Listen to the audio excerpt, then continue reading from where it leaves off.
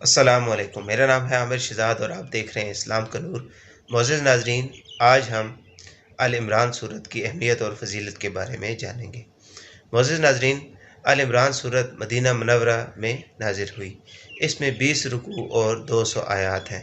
اس صورت کے چوتھے اور پانچویں رکوع کی آیت نمبر 33 سے 54 تک حضرت مریم رضی اللہ تعالیٰ عنہ کے والد کی اولاد کی سیرت اور فضائل کا ذکر کیا گیا ہے۔ اس صورت کی چوتھے اور پانچویں رکوع کی آیت نمبر 33 سے 54 تک حضرت مریم رضی اللہ تعالیٰ عنہ کے والد حضرت عمران کی اولاد کی سیرت اور فضائل کا ذکر شامل ہے، اسی لیے اس کی صورت کا نام آل عمران رکھا گیا ہے۔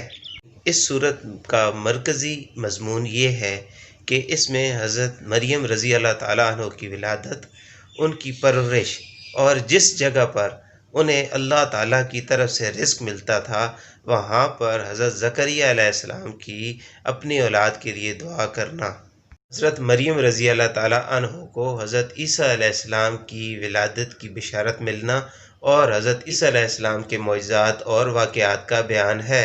اس میں مندرجہ ذیل مضمون شامل ہیں۔ نمبر 1، اللہ تعالیٰ کی وحدانیت، حضور اکرم صلی اللہ علیہ وآلہ وسلم کی نبوت اور قرآن کریم کی صداقت پر دلائل دیے گئے ہیں۔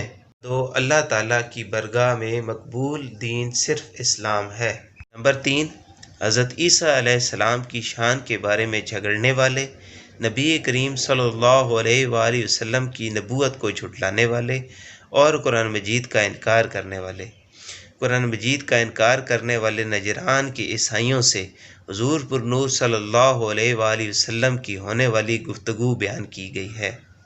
نمبر 4، میثاق کے دن انبیاء کرام علیہم السلام سے حضور اکرم صلی اللہ علیہ وآلہ وسلم کے بارے میں عہد لینے کا واقعہ بیان کیا گیا ہے۔ نمبر 5، مکہ مکرمہ اور خانہ کعبہ کی فضیلت اور اس امت کا دوسری امتوں سے افضل ہونے کا بیان ہے۔ نمبر 6، یہودیوں پر ذلت اور خواری مسلط کرنے کا ذکر ہے۔ نمبر 7، جہاد کی فرضیت اور سود کی حرمت کے بارے میں شرعی احکام اور زکوٰۃ نہ دینے والوں کے لیے سزا کے بارے میں بیان کیا گیا ہے۔ غزوہ بدر اور غزوہ احد کا تذکرہ اور اس سے حاصل ہونے والی عبرت اور نصیحت کا بیان ہے۔ نمبر 9، امت کی خیرخواہی میں مال خرچ کرنے، لوگوں پر احسان کرنے اور بخل نہ کرنے کے فضائل بیان کیے گئے ہیں۔ نمبر 10، شہیدوں کے زندہ ہونے، انہیں رزق ملنے اور اللہ تعالیٰ کے فضل حاصل ہونے پر خوش ہونے کا بیان ہے۔ نمبر 11، اس صورت کے آخر میں زمین و آسمان اور ان میں موجود عجائبات اور اسرار میں غور و فکر کرنے کی دعوت دی گئی ہے، نیز جہاد پر صبر کرنے اور اسلامی سرحدوں کی نگہبانی کرنے کا حکم دیا گیا ہے۔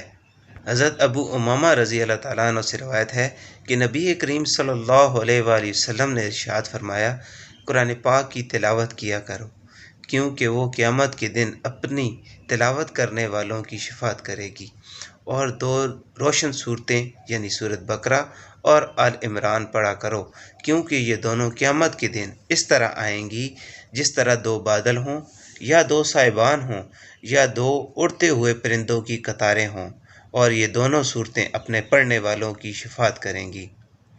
معزز ناظرین، اللہ پاک ہمیں بھی قرآن پاک پڑھنے، اس کو سمجھنے اور اس پر عمل کرنے کی توفیق عطا فرمائے۔ معزز ناظرین، اگر آپ کو میری یہ ویڈیو اچھی لگی ہو تو پلیز اسے لائک کریں، دوسروں کے ساتھ شیئر کریں اور ہمارا چینل اسلام کے نور کو سبسکرائب کریں۔ اللہ حافظ۔